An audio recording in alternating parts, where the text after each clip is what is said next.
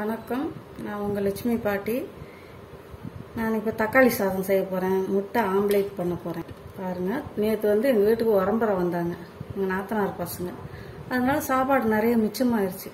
அது நேற்று நான் தண்ணி ஊற்றி வைக்கலை. அதனால் அந்த சாதத்தை இப்போ தக்காளி சாதம் பண்ணிவிட்டு முட்டை ஆம்லேட் பண்ண போகிறேன்.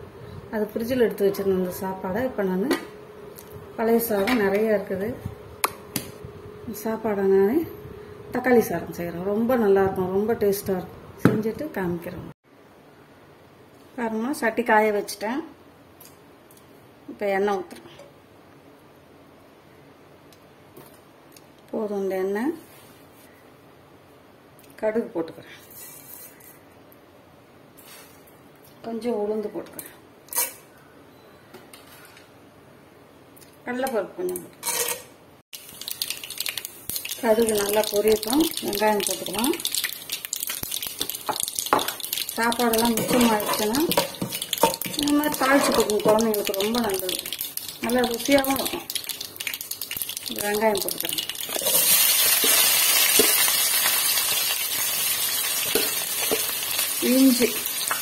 இஞ்சி எண்ணெயிலே வேகுது. வெறும் இஞ்சி தான் போட்டிருக்கேன். இஞ்சி பூண்டு பேஸ்டெல்லாம் வேண்டாம், போடாதீங்க தக்காளி சாப்பாட்டுக்கு.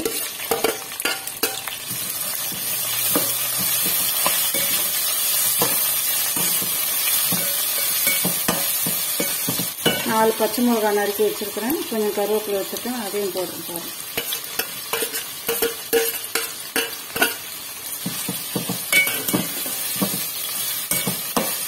இது கொஞ்சம் நல்லா செவக்கட்டும்.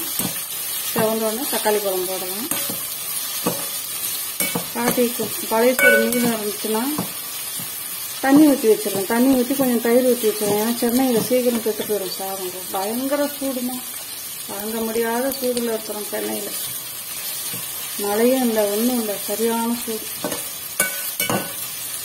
தண்ணி ஊற்றி வச்சுருவேன். நேற்று தண்ணி ஊற்றி வைக்கல, சாதம் கொஞ்சம் நிறையா இருக்கிறதுனால தண்ணி ஊற்றி வைக்கல. சரி, நாளைக்கு ஏதாவது பண்ணலாம் அப்படின்னு ஒரு ஐடியா பண்ணி இப்போ தக்காளி சாதம் செய்யும். கொஞ்சம் தக்காளி வதங்குறதுக்கு கொஞ்சம் உப்பு போடும்.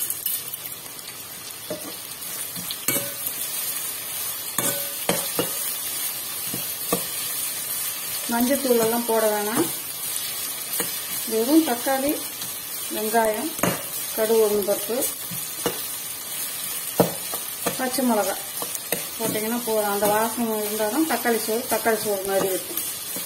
இதெல்லாம் இஞ்சி பூண்டு பேஸ்ட்டு இதெல்லாம் போட்டிங்கன்னா டேஸ்ட்டு மாறிடும். பாட்டி இப்படி தான் செய்வேன். உங்களுக்கு இஞ்சி பூண்டு பேஸ்ட்டு பிடிக்கணும்னா போட்டுக்கோங்க.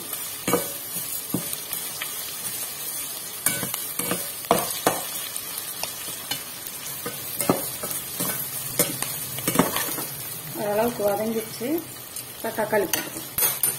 ரொம்ப சிவப்பாக வதங்கணும்னு இல்லை, அவசியம் இல்லை. இந்த கண்ணாடி பழத்துக்கு கொஞ்சம் கூட வதங்கினா போதும். இப்போ தக்காளி பழம் போட்டு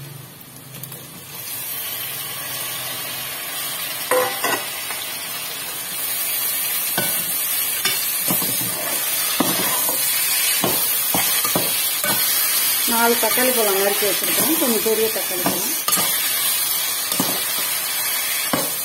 கொஞ்சம் பழமாக எடுத்துக்கோங்க. இதெல்லாம் தக்காளி சாப்பாட்டுக்கு நல்லா இருக்கும். வதங்கட்டும்.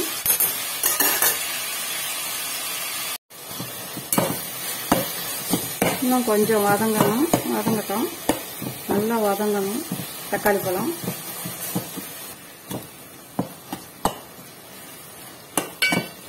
இன்னும் கொஞ்சம் உப்பு போட்டுக்கிறேன்.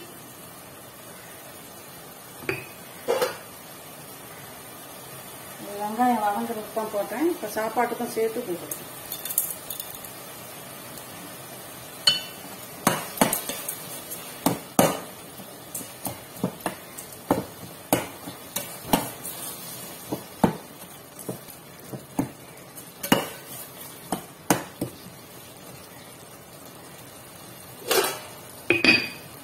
இப்போ மூடி வைக்கிறேன். கொஞ்சம் 2 நிமிஷம் மூடி வைக்கிறேன்.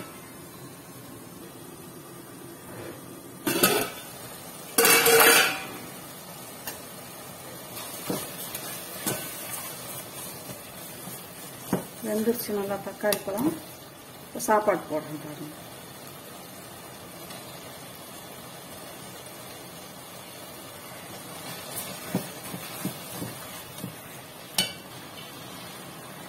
நல்லா உடைச்சு விட்டுக்கோங்க சாப்பாடு.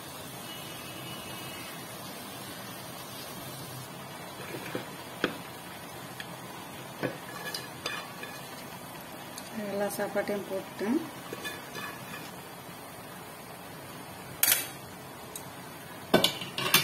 கிண்டி விட்டுருங்க.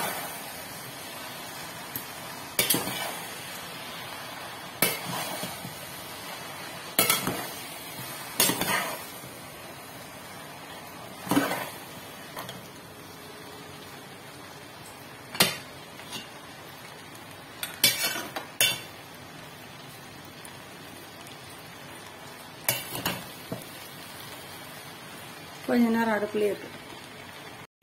இப்போ முட்டை ஆம்லேட்டுக்கு அது அடுப்புலேயே இருக்கட்டும். சாதம் முட்டை ஆம்லேட் பண்ணிக்கலாம். அடுத்து பாருங்க,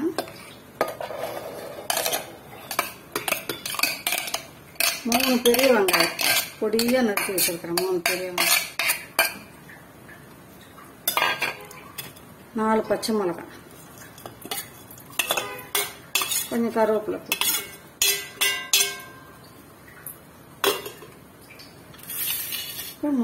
முட்டையை உடைச்சு ஊத்துறேன் பாருங்க. முட்டை கனமா இருந்தா போதும். நான் ஏற்கனவே சொல்லியிருக்கேன், தண்ணியிலலாம் போட்டு பார்க்கணும். கனமான முட்டையை நீங்க தாராளமா இப்படி உடைச்சு ஊத்தலாம்.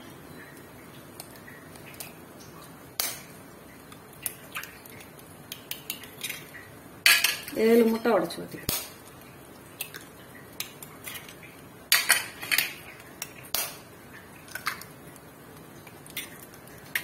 முட்டையை உடைச்சு ஊற்றிட்டேன்.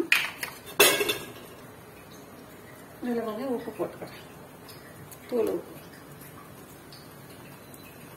மஞ்சத்தூள் 1 ஸ்பூன் போட்டுக்கிறேன். ஏன்னா முட்டை வாடை அடிக்கும் பார்த்தீங்களா, அது கொஞ்சம் மஞ்சத்தூள் போட்டுக்கிறேன்.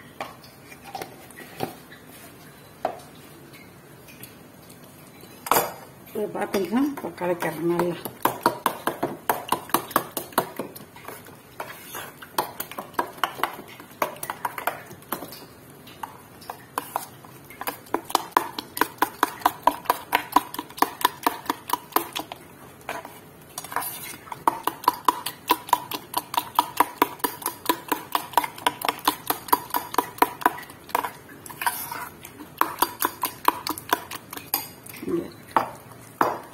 இப்போ சாப்பாட்டை பார்த்துக்கலாம்.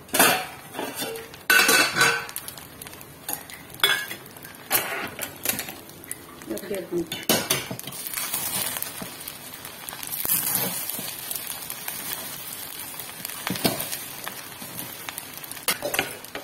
கரெக்டாக வந்துருச்சுங்க. தக்காளி சாதம் கொத்தமல்லி தலையை போட்டு இறக்கிடலாம்.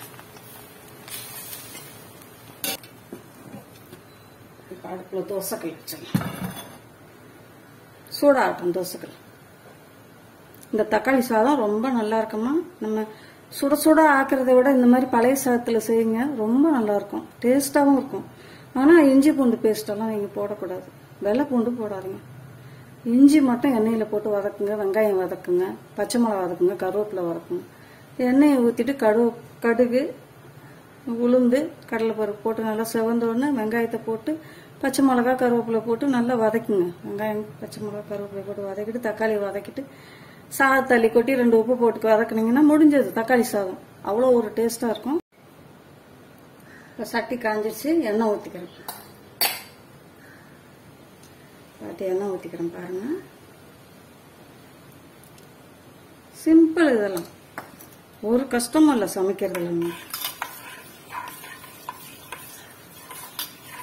வீட்டில் இருக்கிறத வச்சு அழகா யோசிச்சு சமைச்சு நல்லாவே சாப்பிடலாம்.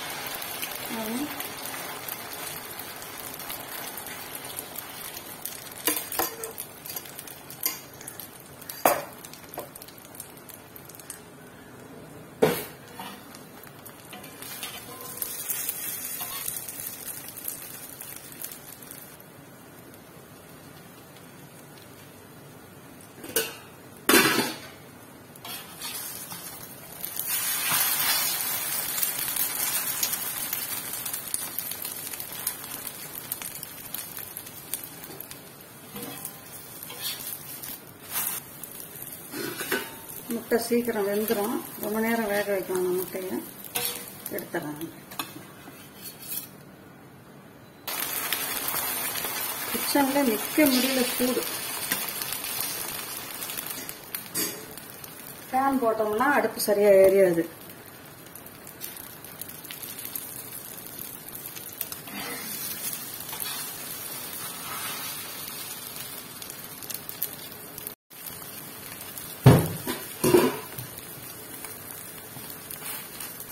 முடிஞ்சிருச்சு. இதான் லாஸ்ட்டு. எடுத்துறேன். பாட்டி ஆம்லேட் முடிச்சிட்டேன், பண்ணியாச்சு. தக்காளி சாதமும் பண்ணிட்டேன், அப்பளமும் வறுத்துட்டேன். உங்களுக்கு இந்த வீடியோ பிடிச்சிருக்கும்னு நினைக்கிறேன். பாட்டி சேனல் பிடிச்சிருந்தாக்க லைக் பண்ணுங்க, ஷேர் பண்ணுங்க, கமெண்ட் பண்ணுங்க. அப்புறம் என்னமோ சொல்லுவாங்களே, அது எனக்கு தெரியல. கமெண்ட் பண்ணுங்க, லைக் பண்ணுங்க, ஷேர் பண்ணுங்க, கமெண்ட் பண்ணுங்க. உங்களுக்கு இந்த வீடியோ பிடிச்சிருந்தா பாட்டியோட வீடியோ சப்ஸ்கிரைப் பண்ணுங்க. அதுதான் பாட்டிக்கு வர்றதில்ல சரியா. அதனால அக்கா பேசிக்கிட்டு இருந்தா இவ்வளவு நாளா. அப்ப நான் பேசுறேன். தப்பு இருந்தாக்க கமெண்ட் பண்ணுங்க. ஓகேவா? இப்ப பாட்டி சாப்பாடு சாப்பிட போறேன். பசிக்குது. இந்த வெயில்ல ஒண்ணுமே முடியல பாட்டியால. ரொம்பவே இருக்குது. இருந்தாலும் குழந்தைங்களுக்கு இந்த சிம்பிளான, இது ரொம்ப சிம்பிள். இதெல்லாம் செஞ்சு சாப்பிடுங்க. ரொம்ப நல்லா இருக்கும்.